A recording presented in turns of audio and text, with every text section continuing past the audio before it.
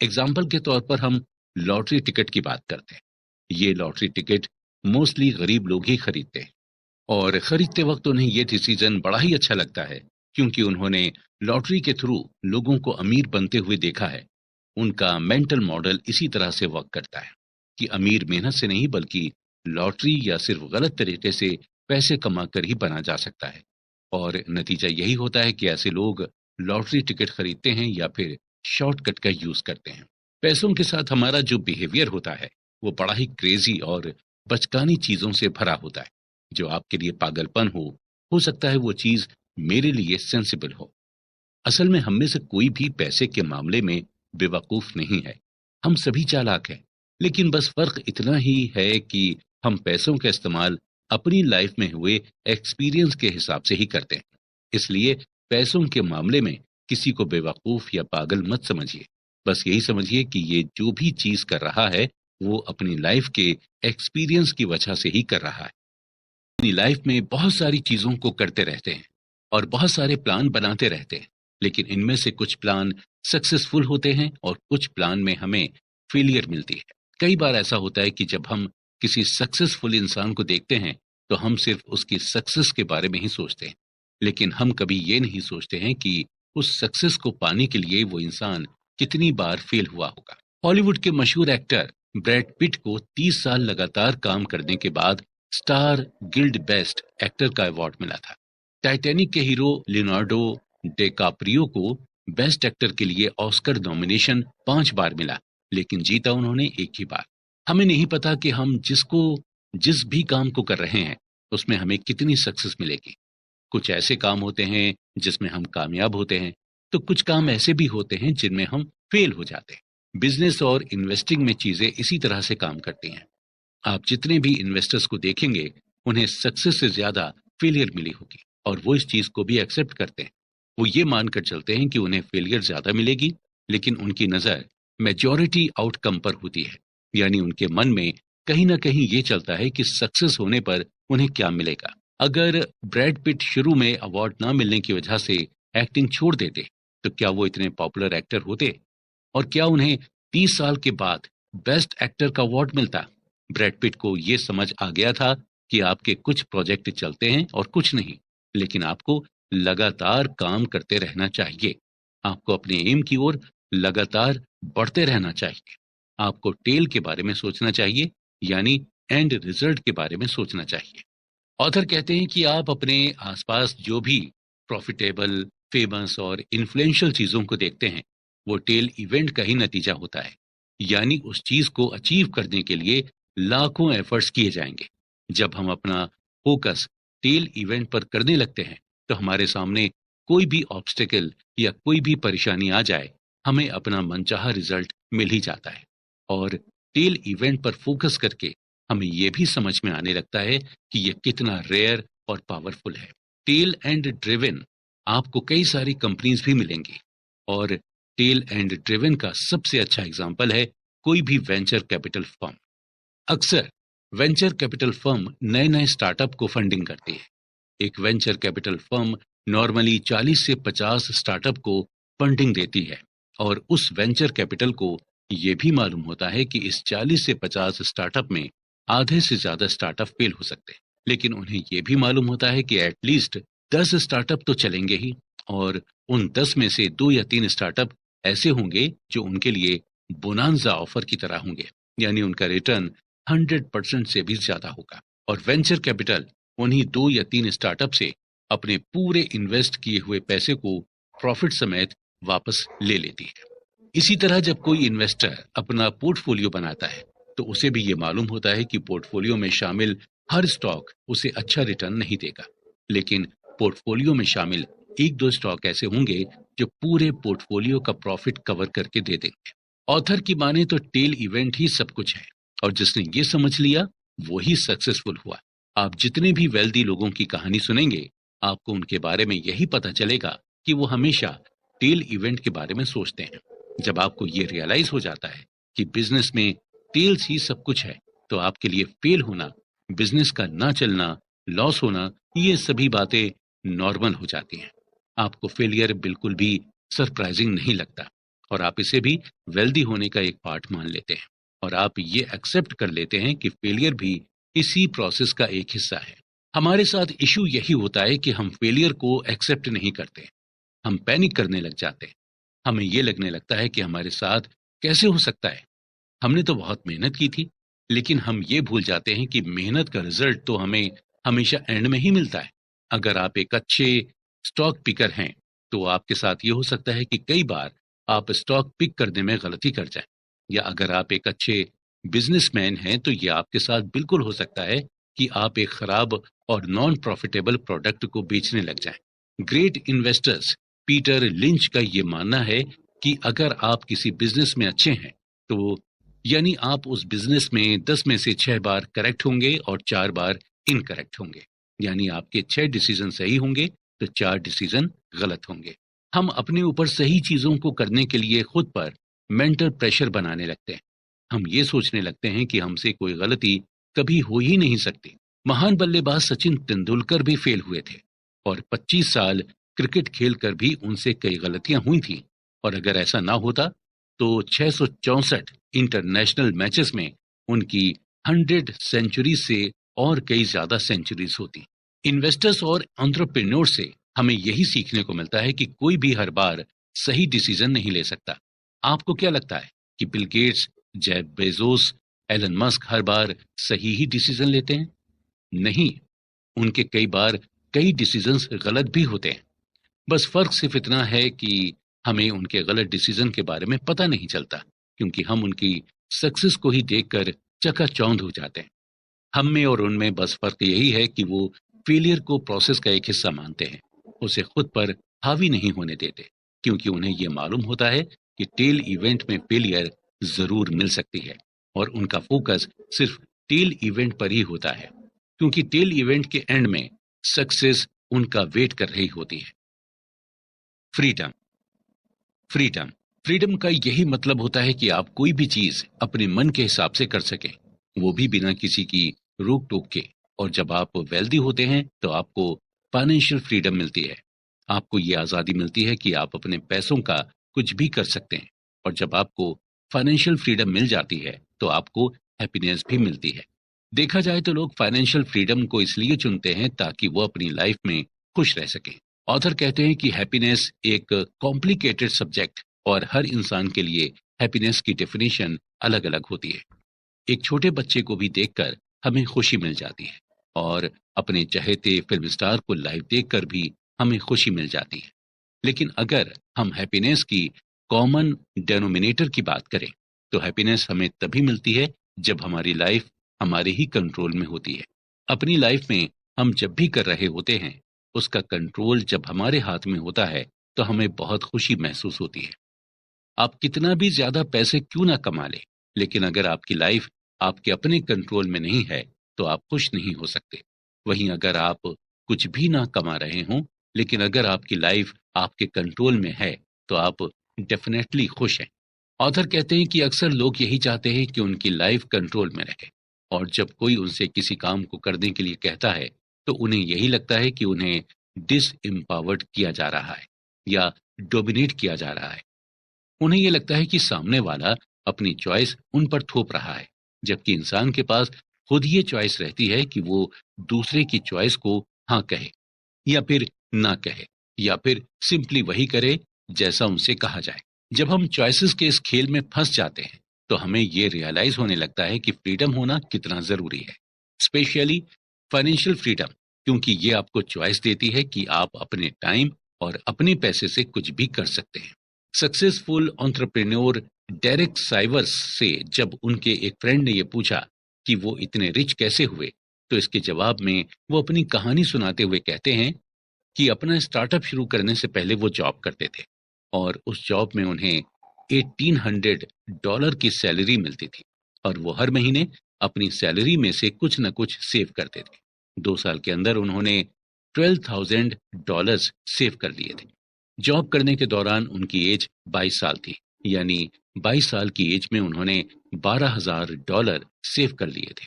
$12,000 save करने के बाद डेरेक ने अपनी जॉब से रिजाइन कर दिया और जॉब छोड़कर वो एक फुल टाइम म्यूजिशियन बन गए थे। डेरेक को हर महीने म्यूजिक का कोई ना कोई असाइनमेंट मिलने लगा था और असाइनमेंट से मिलने वाले पैसे से वो अपना खर्च चलाते थे। ओवरऑल डेरेक को अब पूरी तरह से फ्रीडम मिल गई थी। उनको किसी चीज की कोई रोक टोक नहीं थी और वो अब ऐसे काम से पैसा कमा रहे थे जिसे करके उन्हें बेहद खुशी मिलती थी। डेरेक के दोस्त ने आगे की कहानी पूछी कि फाइनली डेरेक तुम अमीर कब बने। आगे फिर उनके फ्रेंड ने उनकी कंपनी के बेचने का जिक्र करते हुआ कि डेरेक क्या तुम अपनी कंपनी बेचकर अमीर हुए थे। इसका जवाब डेरेक ने बड़ी खूबसूरती से देते हुए कहा था कि कंपनी बेचना तो सिर्फ पैसों का ट्रांजैक्शन था। असल में अमीर वो 22 साल की उम्र में बन गए थे जब वो फुल टाइम म्यूजिशियन बन गए थे। जानी यानी कि हम अमीर असल में तब होते हैं जब हम वो काम करते हैं जिसे करने में हमें मजा आता है और उस काम को करने में हमें पैसे भी मिलते रहते हैं। असली फाइनेंशियल फ्रीडम तभी मिल सकती है जब आप वो करें जो आप करना चाहते हैं और उसी को करते हुए आपको पैसे भी मिलते रहें। लोग अक्सर फाइनेंशियल फ्रीडम की तलाश में अपनी जॉब चेंज करते रहते हैं क्योंकि उन्हें लगता है कि जॉब चेंज करके उन्हें ज्यादा पैकेज मिलेगा, जबकि ज्यादा पैकेज से फाइनेंशियल फ्रीडम नहीं मिलती। आपको फाइनेंशियल फ्रीडम तभी मिल पाएगी जब आपकी लाइफ आपके कंट्रोल में होगी। अब हम बात करते हैं man in the car paradox. जब आप किसी को महंगी कार चलाते हुए देखते हैं तो आप ये नहीं सोचते कि कार चलाने वाला इंसान कितना रिच होगा या उसने इस कार को खरीदने के लिए कितनी मेहनत की होगी, बल्कि आप यही सोचते हैं कि काश ऐसी ही महंगी कार हमारे पास भी होती। और ये एक पैराडॉक्स होता है। अक्सर लोग इसलिए वेल्दी होना चाहते हैं ताकि उन्हें लोग एडमायर कर सकें, लोग उन्हें पसंद करें। और ऐसे लोग इसलिए महंगे कपड़े, महंगी कार, महंगी घड़ियां खरीदते हैं ताकि वो दूसरों को इम्प्रेस कर सकें, दूसरे उन्हें एडमायर करें। बल्कि रियलिटी में दूसरे उनसे इम्प्रेस या एडमायर नहीं होते। उनके महंगे कपड़े, महंगी घड़ियां और महंगी कार देखकर दूसरे लोग अपने लिए एक बेंचमार्क तय कर लेते हैं कि उन्हें भी ऐसी ही घड़ी लेनी है, ऐसी ही महंगी कार लेनी है और ऐसे ही महंगे महंगे कपड़े पहनने हैं। और उनके अंदर भी सेम डिजायर होती है कि उनसे भी लोग इम्प्रेस हों और लोग उन्हें भी एडमायर करें। ये एक ह्यूमन टेंडेंसी है। इंसान हमेशा से चाहता है कि लोग उसे पसंद करें, उसे एडमायर करें, उसे ही लोग अपना रोल मॉडल माने। और इसके लिए ज्यादातर लोग पैसे का सहारा लेते हैं या फिर महंगी चीजों को फ्रॉन्ट करके दूसरों का दिल जीतने की कोशिश करते हैं। लेकिन उन्हें भी ये मालूम होता है कि दूसरे भी यही चाहते हैं। वो आपसे और आपकी चीजों से इम्प्रेस नहीं होते हैं, बल्कि उनकी खुद की पर्सनल डिजायर उन्हें आपसे बात करने के लिए मजबूर करती है। लोगों को पैसे से इम्प्रेस करने से बेहतर है आप उन्हें अपनी ह्यूमिलिटी, काइंडनेस और एम्पैथी से इम्प्रेस करें, क्योंकि इन चीजों से बनाया गया इंप्रेशन लॉन्ग लास्टिंग होता है। आप कितने भी गरीब या अमीर हो जाएं, लेकिन अपने नेचर से आप लोगों को अपनी ओर खींच सकते हैं। Wealth is what you don't see. हम पैसे को तो अपनी आंखों से देख सकते हैं, लेकिन वेल्थ को नहीं। वेल्दी होना एक स्टेट ऑफ लिविंग है। जैसे आप हवा को नहीं देख सकते, ठीक उसी तरह आप वेल्थ को भी नहीं देख सकते। आपको ऐसे कई लोग मिल जाएंगे जो महंगी महंगी कार चलाएंगे, लेकिन महंगी कार होने पर भी वो इतने अमीर नहीं होते। वहीं आप ऐसे भी लोगों को देखेंगे जिनके पास नॉर्मल सी कार होगी, लेकिन एक्चुअल में वो बहुत अमीर होंगे। हालांकि ये भी हो सकता है कि अगर किसी के पास महंगी कार है तो वो एक्चुअल में वेल्दी हो सकता है, लेकिन उस महंगी कार की वजह से उसकी वेल्थ कम हो जाती है। ऑथर ने इस बात को हमें एग्जाम्पल देकर समझाया है कि अगर आपने 1 करोड़ की कार ली है तो इसका यही मतलब हुआ कि आपकी जो वेल्थ थी उससे आपके 1 करोड़ रुपए कम हो गए। मोस्टली जो वेल्दी होते हैं इसीलिए महंगी कार खरीदना अवॉइड करते हैं। हम अक्सर वेल्थ को देखकर ही जज करते हैं और हमें सामने वाला जैसा दिखता है हम उसी हिसाब से अपना परसेप्शन बना लेते हैं। अगर कोई महंगे ब्रांडेड कपड़े पहनता है तो हमें यही लगने लगता है कि सामने वाला वेल्दी है, लेकिन हमें पूरी रियलिटी नहीं पता होती। हो सकता है सामने वाले ने कपड़े तो महंगे पहने हैं, लेकिन उसके ऊपर लाखों करोड़ों का डेब्ट हो। मॉडर्न कैपिटलिज्म की वजह से आज लोग आसानी से खुद को वेल्दी दिखाते हैं, जबकि वो एक्चुअल में होते नहीं हैं। लोन लेकर आप भी महंगी कार ले सकते हैं, आलीशान घर बनवा सकते हैं या फिर महंगे कपड़े पहन सकते हैं। ये सब करना आसान है, लेकिन इन चीजों को मेंटेन करना आपके लिए मुश्किल हो जाएगा। महंगी कार लेंगे तो ईएमआई भी ज्यादा आएगी और फिर उसका मेंटेनेंस का बिल भी ज्यादा आएगा। यानी महंगी चीजें लेना आसान है, लेकिन उन्हें मेंटेन करना मुश्किल। और ये आप तभी कर पाएंगे जब आप वाकई में वेल्दी होंगे। इसी तरह सिंगर रिहाना ज्यादा खर्च करने के चक्कर में बैंकरप्ट हो गई थी, और जिसकी वजह से उन्होंने अपने फाइनेंशियल एडवाइजर को केस कर दिया था। कोर्ट में एडवाइजर ने रिहाना से यही कहा कि जब आप महंगी महंगी चीजें खरीदेंगी तो एंड में आपके पास सिर्फ महंगी चीजें ही बचेंगी, आपके पास पैसे नहीं बचेंगे। अक्सर जब कोई ये कहता है कि वो करोड़पति बनना चाहता है, तो उसका यही मतलब होता है कि वो करोड़ों रुपए खर्च कर सके। हम रिच और वेल्दी होने में डिफरेंशिएट नहीं कर पाते। रिच आपकी करंट इनकम बताती है। अगर आज आपके अकाउंट में 1 करोड़ रुपए हैं तो आप अमीर हैं। लेकिन वहीं अगर सालों से आपके अकाउंट में करोड़ों रुपए आते और जाते रहे हों तो आप वेल्दी हैं। आज आप अमीर हैं, हो सकता है कल आप अमीर ना हो। आज आपके अकाउंट में करोड़ों रुपए हों, लेकिन हो सकता है कल ना हो। सही मायने में वेल्दी कभी हमें दिखाई नहीं दे सकती। वेल्थ एक ऐसी इनकम होती है जो आप कभी खर्च नहीं करते। आज के दौर में हमें रिच इंसान तो मिल जाएगा, लेकिन वेल्दी इंसान नहीं मिलेगा, क्योंकि वेल्दी लोग बहुत ही लो प्रोफाइल तरीके से रहते हैं और ये ज्यादा सोसाइटी में लोगों के सामने खुलकर नहीं आते हैं।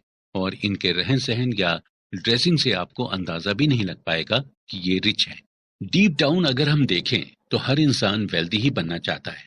वो नहीं चाहता कि आज अगर उसके पास करोड़ों रुपए हों तो कल वो करोड़ों रुपए खत्म हो जाए। इंसान यही चाहता है कि उसके पास करोड़ों रुपए हमेशा रहें और ये बढ़ते ही जाएं। इसके अलावा वो ये भी चाहता है कि उन्हें फ्रीडम और फ्लेक्सिबिलिटी मिले। और ये सभी चीजें आपको तभी मिलती हैं जब आपको ये मालूम होता है कि आपके पास फाइनेंशियल एसेट्स हैं जिसे आपने खर्च नहीं किया है। आप खुद सोचिए कि किस बात से आपको ज्यादा सेटिस्फेक्शन मिलता है। आपके अकाउंट्स में करोड़ों रुपए पड़े हों या फिर आपके अकाउंट से करोड़ों रुपए खर्च हो गए हों। जाहिर सी बात है, आपको इस बात से ज्यादा सेटिस्फेक्शन मिलेगा कि आपके अकाउंट में करोड़ों रुपए हैं और ये रुपए ऐसे हैं जिन्हें आप खर्च नहीं करना चाहते। जब ये सोच आपके अंदर आ जाएगी तो आप खुद को वेल्दी समझिए। और जब ये सोच आपके अंदर आ जाती है तो आप सच में फ्री और फ्लेक्सिबल हो जाते हैं। हम इंसान आगे बढ़ने के लिए हमेशा एक रोल मॉडल की तलाश करते रहते हैं, और ऐसा करके ही हम आगे बढ़ भी सकते हैं। अगर आप एक अच्छे ऑथर बनना चाहते हैं तो पहले आपको अच्छे ऑथर को पढ़ना पड़ा होगा। आप अच्छे एक्टर बनना चाहते हैं तो आपको अच्छे एक्टर की मूवीज देखनी होंगी। उसी तरह आपको अगर वेल्दी बनना है तो आपको एक वेल्दी इंसान को रोल मॉडल बनाना होगा।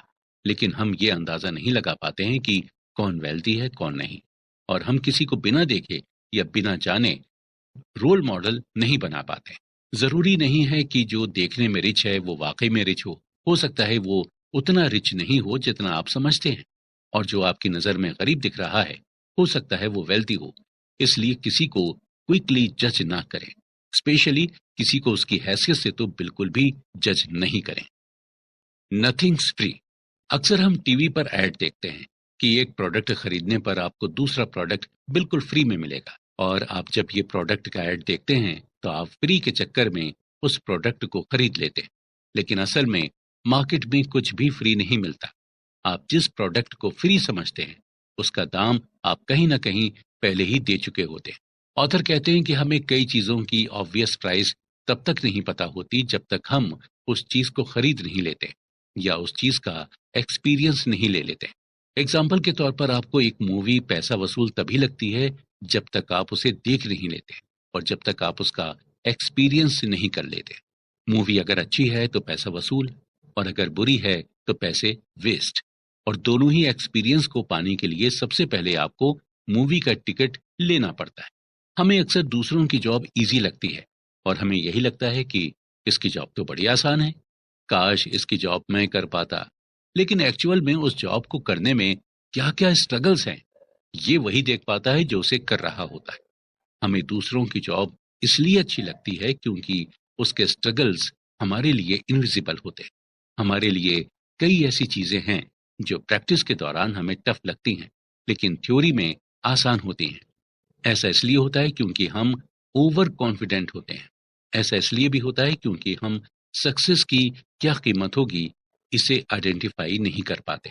और जब सक्सेस पाने की हमें कीमत ही नहीं पता होती तो हम सक्सेस के लिए पे भी नहीं कर पाते और इसलिए हम सक्सेस भी नहीं हो पाते। सक्सेस पाने के लिए हमें एक कीमत देनी होती है।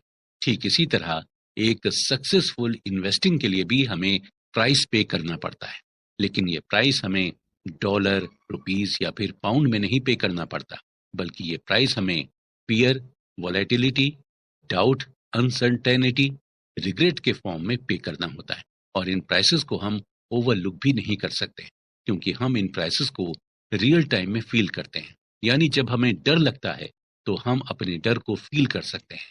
जब हमें रिग्रेट होता है हम वो भी फील कर सकते हैं। ऑथर कहते हैं कि जब भी आप फ्यूचर इन्वेस्टमेंट के बारे में एस्टिमेट करें तो आपको रूम फॉर एरर देना होगा। आपको ये मानकर चलना होगा कि आपका एस्टिमेशन एकदम एक्यूरेट नहीं हो सकता। रूम फॉर एरर एक साइंस है जहां पर आपको रिस्क लेना होता है, लेकिन रिस्क लेने से पहले आपको ये सोचना होता है कि जो रिस्क आप ले रहे हैं वो वर्थ टेकिंग है या नहीं। यही सेम फिलॉसफी आपको पैसे के साथ लगानी होती है। आप जिस भी चीज में इन्वेस्ट कर रहे हैं आपको ये मालूम होना चाहिए कि जहां भी आप इन्वेस्टमेंट कर रहे हैं उसमें रिस्क लेना वर्थ टेकिंग है या नहीं। तो कुल मिलाकर रूम फॉर एरर आपको ऐसा रिस्क लेने के लिए कहता है जहां पर आपको ज्यादा नुकसान भी ना हो, और जब आप इस तरह के रिस्क को लेते हैं तो ज्यादा चांसेस हैं कि आप अपने पैसे को ग्रो कर सकें। अक्सर ऐसा होता है कि हम किसी चीज की बहुत लंबी चौड़ी प्लानिंग कर लेते हैं, लेकिन ऐसा करने से हमें बचना चाहिए, क्योंकि वक्त के साथ साथ हमारी डिजायर्स, हमारी नीड्स और वांट्स बदलती रहते हैं। देखा जाए तो लॉन्ग टर्म फाइनेंशियल गोल बनाना जरूरी है, लेकिन हर 5 से 10 साल में दुनिया बदलती रहती है। नई नई टेक्नोलॉजीज आती जाती हैं, नई इकोनॉमी पॉलिसीज आ जाती हैं और हमारे खुद के भी गोल चेंज हो जाते हैं। हम अपनी लाइफ के हर स्टेज में ऐसे डिसीजन लेते हैं जो बाद में हमारी लाइफ को इन्फ्लुएंस करते हैं, और उस डिसीजन को लेकर अब हमारे अंदर एक्साइटमेंट भी रहती है। ऑथर एग्जाम्पल देकर बताते हैं कि कई लोग जब टीनेज में थे तो अपने शौक के लिए वो टैटू बनवा लेते थे, और जब वो बड़े हुए तो उन्हें अपने इसी डिसीजन पर रिग्रेट होता है। आपकी फीलिंग, आपके इमोशंस सब वक्त के साथ बदलते रहते हैं, लेकिन आप जब भी फाइनेंशियल प्लानिंग बनाएं तो आपको 2 चीजें अपने मन में हमेशा रखनी होंगी। पहली चीज ये कि फाइनेंशियल प्लानिंग के एक्सट्रीम एंड के बारे में हमें नहीं सोचना है। आपको ये अज्यूम करके चलना है कि अगर आपकी लो इनकम भी रही तो भी आप खुश रहेंगे, और अगर आप बहुत ही ज्यादा फाइनेंशियल प्लानिंग के लिए मेहनत करेंगे तो हो सकता है आपको फाइनेंशियल प्लानिंग का एंड रिजल्ट ना मिले, तो आपको रिग्रेट हो।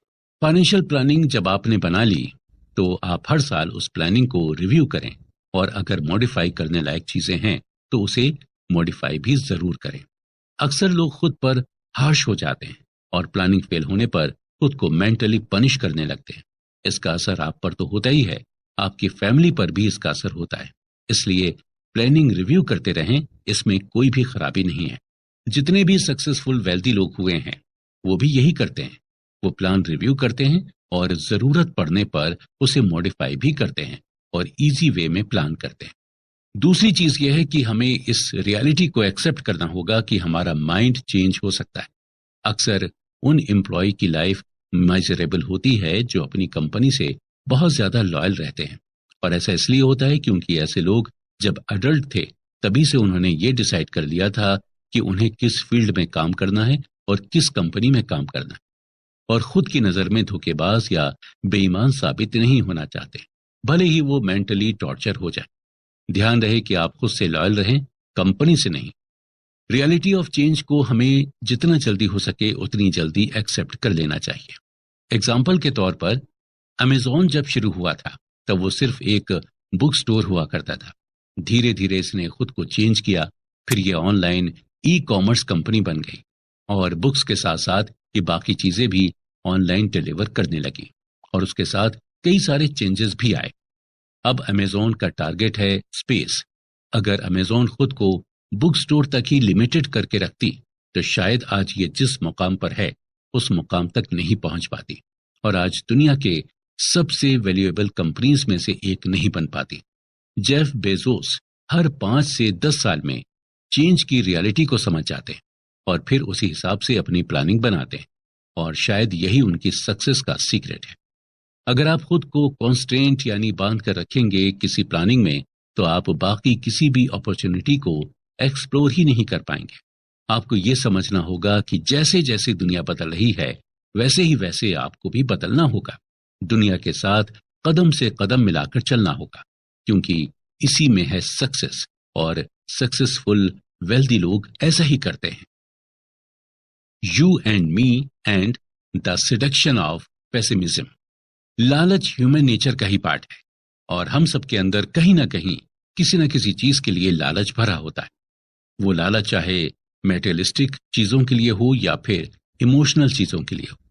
कई बार ऐसा होता है कि मार्केट में कुछ ऐसे प्रोडक्ट्स होते हैं जिनके रेट अचानक से बढ़ने लगते हैं, और हमें समझ में ही नहीं आता कि इन प्रोडक्ट्स का रेट क्यों बढ़ने लगा है। ज्यादातर लोगों को यही लगता है कि किसी प्रोडक्ट का रेट बढ़ने की वजह लालच होता है।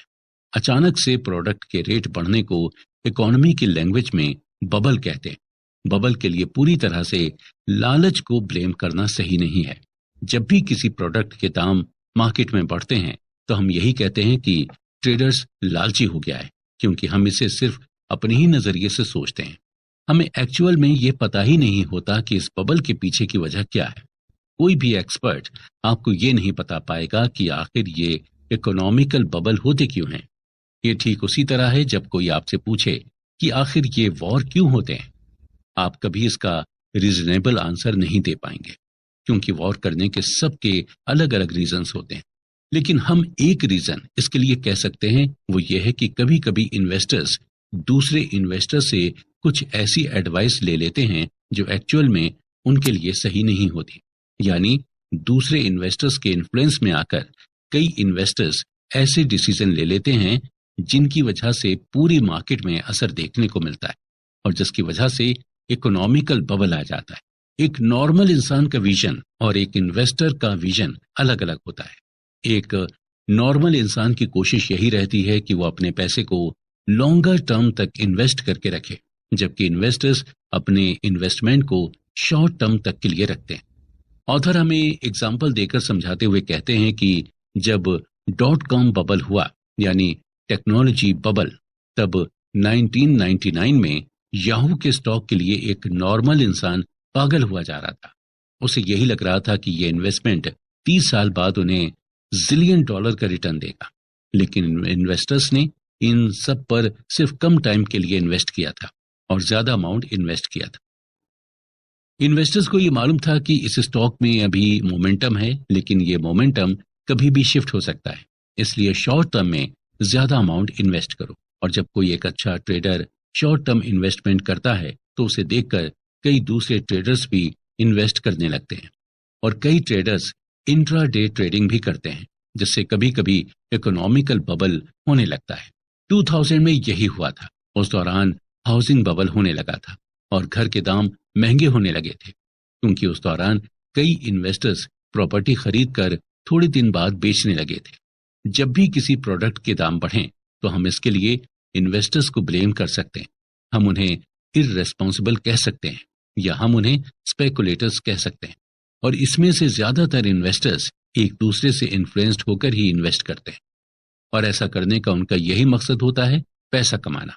उन्हें लगता है कि वो एक दिन में ज्यादा कमा सकते हैं, तो इंट्राडे करके कमाते हैं, और 2 साल में कमा सकते हैं तो 2 साल तक इन्वेस्ट करते हैं। आप भी इसी तरह से कर सकते हैं। आपको ये नहीं सोचना चाहिए कि कहीं आपको कोई लालची होने का लेबल ना लगा दे। पैसे कमाना और लालची होना अलग अलग चीजें हैं। अगर आप अपना माइंड लगाकर पैसे कमा रहे हैं, तो इसमें हर्ज क्या है? आपकी नॉलेज कहती है कि आप इंट्राडे से पैसे कमा सकते हैं, तो आप कमाएं। या आपको लगता है कि सिर्फ 1 साल में इन्वेस्ट करके आप अच्छा प्रॉफिट कमा सकते हैं, तो आप सिर्फ 1 साल के लिए ही इन्वेस्ट करें। अगर आप किसी से कहें कि सब कुछ अच्छा होगा, तो शायद आपकी इन बातों पर वो ज्यादा अटेंशन नहीं देगा। लेकिन वहीं अगर आप उससे ये कहें कि तुम खतरे में हो, तुम्हारे साथ कुछ बुरा हो सकता है, तो उसकी अटेंशन आपकी तरफ शिफ्ट हो जाएगी। ऑथर की माने तो मोस्टली जब आप किसी से कहते हैं कि तुम कुछ नहीं कर पाओगे, तुम्हारी लाइफ में कुछ नहीं हो पाएगा, तो ये बात उस इंसान को चुभती है, और आपकी ये बात उसके लिए फ्यूल का काम करती। और वही इंसान कुछ साल के बाद आपको गलत साबित कर देता है। यानी आपने पेसिमिज्म एटीट्यूड दिखाकर सामने वाले को ऑप्टिमिज्म की तरफ शिफ्ट कर दिया। इसी तरह जब एक स्टॉक ट्रेडर ये कहता है कि उसने जो स्टॉक खरीदा है वो आने वाले सालों में दुगना हो जाएगा, तो ज्यादा चांसेस रहते हैं कि शायद ऐसा ना हो। वहीं जब कोई ये बोलता है कि जो स्टॉक उसने खरीदा है वो एकदम बेकार है, तो अक्सर वही स्टॉक अच्छा परफॉर्मेंस दे देता है।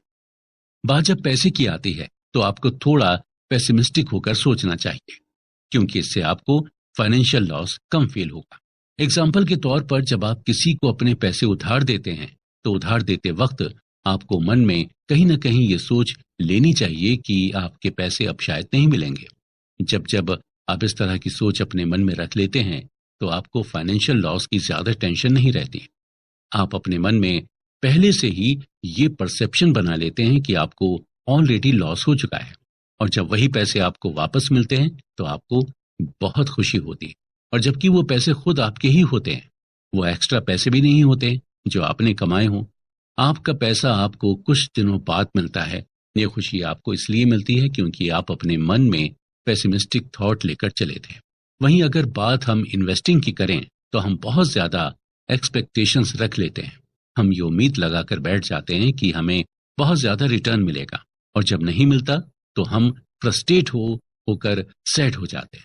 लेकिन वहीं अगर हम ये मानकर चलें कि हमें बहुत ज्यादा रिटर्न नहीं मिलेगा, या शायद हमें हमारा प्रिंसिपल अमाउंट ही नहीं मिलेगा, तो हम अपने मन में इत्मीनान रख लेते हैं, और जब हमें थोड़ा भी रिटर्न मिलता है तो हमें बहुत ज्यादा खुशी मिलती है। इसलिए पैसों के मामले में ज्यादातर पेसिमिज्म सोच रखें, वो भी तब जब आप अपने पैसे को कहीं इन्वेस्ट कर रहे हैं। अदरवाइज आपको हमेशा ये सोचना चाहिए कि आप एक दिन वेल्दी जरूर बनेंगे। जब हम छोटे थे और हमारी दादी नानी हमें भूतों की कहानियां सुनाती थी, और उन कहानियों को जब हम अपने दोस्तों को सुनाया करते थे तो उसमें हम कुछ अपना भी इनपुट डाल देते थे, ताकि हमारे दोस्तों को हमसे ज्यादा डर लगे। हम ह्यूमंस का माइंडसेट ही ऐसा होता है।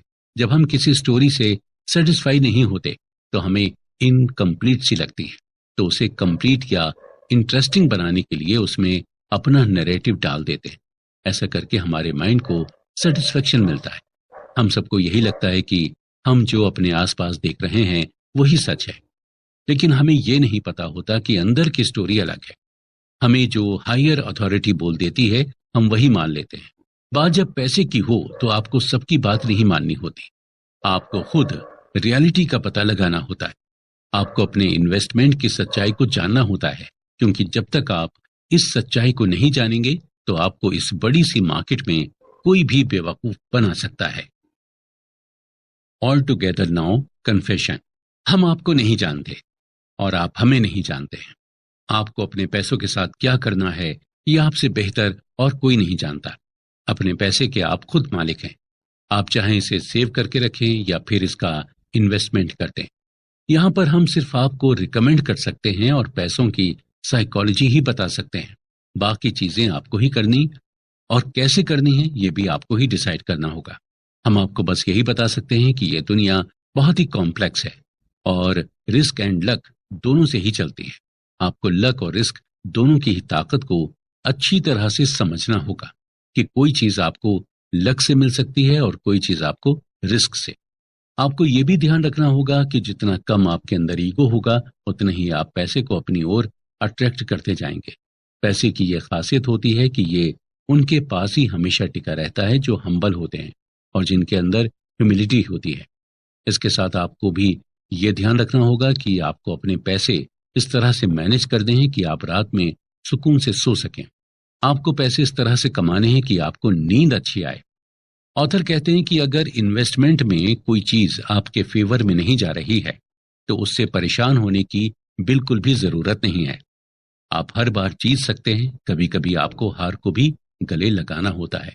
अगर आप चाहते हैं कि आपके पास पैसा बना रहे तो आपके पास जितना पैसा है आप उसी में खुश रहना सीखें। जब आप अपने पैसे से खुश रहेंगे तो पैसे आपके पास खुद ब खुद आएंगे।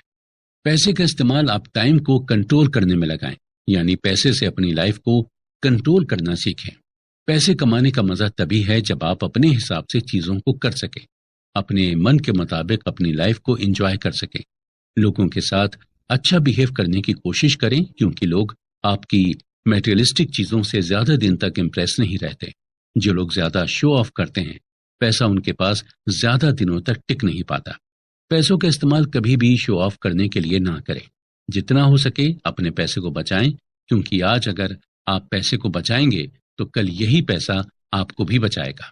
अपनी कार के लिए या अपने घर के लिए बचाना अच्छी बात है, लेकिन खुद के लिए भी आपको पैसे बचाना चाहिए, क्योंकि कभी कभी ऐसी भी इमरजेंसी आ जाती है जहां पर आपका बचाया हुआ पैसा बहुत काम आ जाता है।